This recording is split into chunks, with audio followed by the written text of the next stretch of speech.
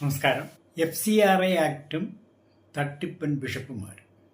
കേന്ദ്ര government FCRA എന്ന് പറഞ്ഞ ഫോറിൻ ഫണ്ട് റെഗുലേഷൻ ആക്ട് എന്ന് പറഞ്ഞ ഒരു നിയമം കൊണ്ടുവരാൻ പ്ലാൻ ചെയ്തു. ഇവിടുത്തെ ബിഷപ്പുമാർക്ക് മാത്രം ഇന്ത്യയിൽ ഹാലില്ല. ഈ ഫോറിൻ ഫണ്ട് അപ്പോൾ കൊണ്ടുവരുന്ന ആരാന്നുള്ള ഇപ്പം മനസ്സിലായില്ലേ. വേറൊരു സമുദായക്കാർക്കും അതിൽ സങ്കടമില്ല. ഈ അച്ഛന്മാർക്കും ബിഷപ്പുമാർക്കുമാണ് സങ്കടം. അപ്പോൾ ഇവർക്കാണ് ഏറ്റവും കൂടുതൽ വിദേശ പണം കിട്ടിക്കൊണ്ടിരിക്കുന്നത്. ഈ വിദേശ പണം ധാരാളമായിട്ട് ഇങ്ങോട്ട് ഒഴുകുന്ന അനധികൃതമായിട്ട് അതിൻ്റെ എക്സ്പെൻഡിച്ചറിൽ ചിലവിലൊരു കണക്കുമില്ല, കൺട്രോളുമില്ല കേന്ദ്ര ഗവൺമെൻറ്. അപ്പോൾ അത് വേറൊരു പാരലൽ എക്കണോമി ഉണ്ടാക്കാൻ സഹായിക്കും. ഇവർ പറയുന്ന ഇത് ജീവകാരുണ്യ പ്രവർത്തനത്തിനാണ് ഉപയോഗിക്കുന്നത്, പള്ളി പണിയാൻ ഉപയോഗിക്കുന്നു, പള്ളിക്കുടം പണിയാൻ ഉപയോഗിക്കുന്നു.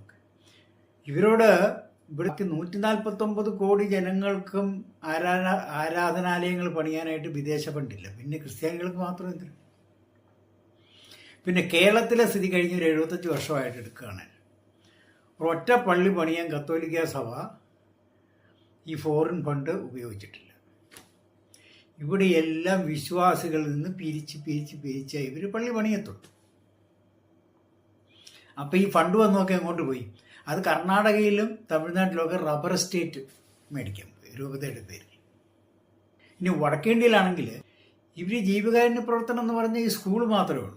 സാധുക്കളെ സേവിക്കാനാണെങ്കിൽ ഇവർ റോഡ് പണിയിട്ട, റോഡില്ലാത്ത വടക്കേന്ത്യയിലൊക്കെ 10-50 കിലോമീറ്റർ നടന്നു പോകേണ്ട സ്ഥലത്ത് വില്ലേജ് ആൾക്കാർ താമസിക്കുന്നുണ്ട്. റോഡ് പണിയിട്ട് കുടിവെള്ളം ഇല്ലാത്തടത്ത് കുടിവെള്ളം എത്തിച്ചു കൊടുക്കട്ടെ.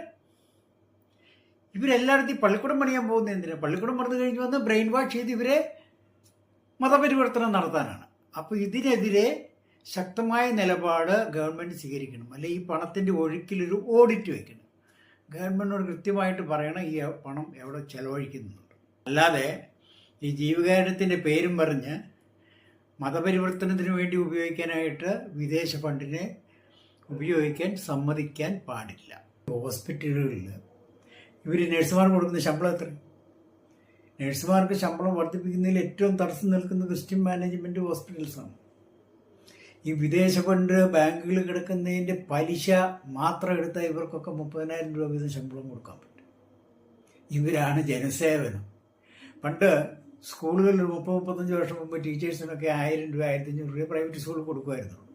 TN ജേക്കബ് എന്ന് പറയുന്ന വ്യക്തി വിദ്യാഭ്യാസ മന്ത്രി ആയിരുന്നപ്പോൾ 3000 രൂപ മിനിമം കൊടുക്കണമെന്ന് പറഞ്ഞാൽ അത് ചെക്ക് മുഖാന്തരം കൊടുക്കണമെന്ന് പറഞ്ഞു. അപ്പോൾ ഇവർ കണ്ടുപിടിച്ച വിദ്യ ഒന്നും പുറത്തു വന്നിട്ടില്ല.